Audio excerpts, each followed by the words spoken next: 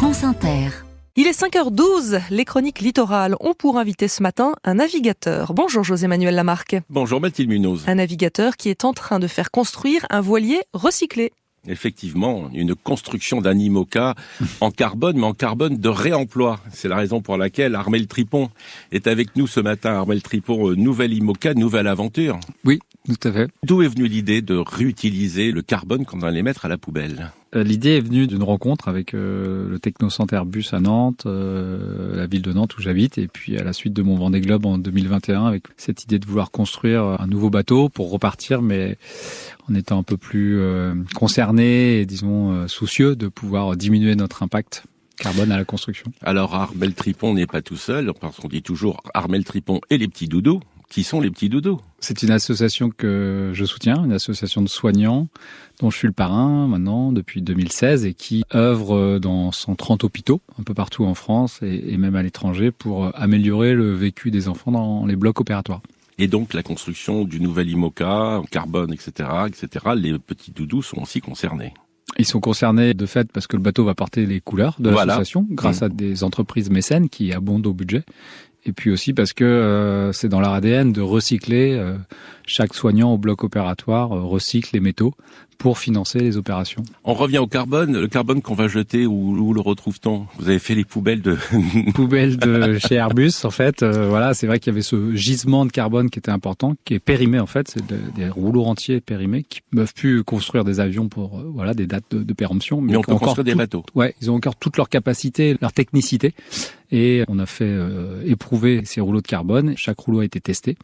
Et donc on sait qu'on va construire un bateau qui sera solide, de qualité, mais avec des déchets. Donc Mais oui, il faut savoir, le carbone, ça coûte cher. Ça coûte très cher. Et là, c'est vrai que c'est un matériau qui est noble, qui a un coût énergétique et financier important. Donc je pense que c'est bien de changer de paradigme et de se dire que certaines industries ont des déchets et comment réussir à les intégrer dans une économie circulaire en quelque sorte pour les remettre au goût du jour. Un IMOCA avec des feuilles, un bateau volant ? Un bateau volant, ouais. Parce qu'aujourd'hui, si on veut prétendre aux premières places, il faut pouvoir voler.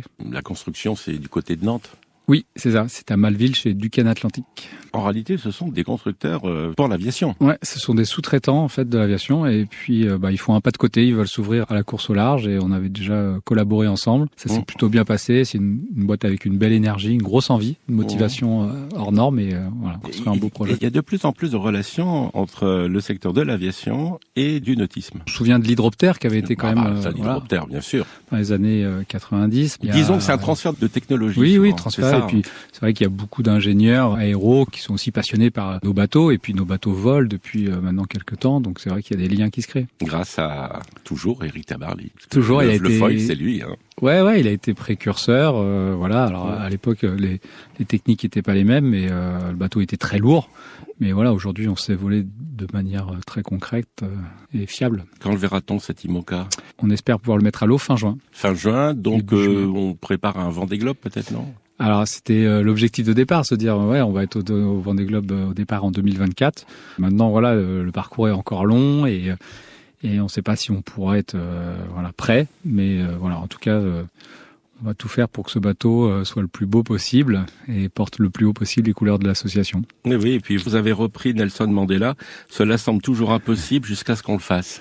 Ouais, c'est ça. Je crois que ça fait 2 ans qu'on essaye de monter ce projet, de le concrétiser. Ça a été rendu possible grâce à l'énergie de beaucoup de personnes. Et je pense qu'il y a un joli message de résilience aussi. Merci Armel Tripon. Un site internet, armeltripon.com. Bon vent Armel. Merci. À demain Mathilde Munoz. À demain José-Manuel Lamarque.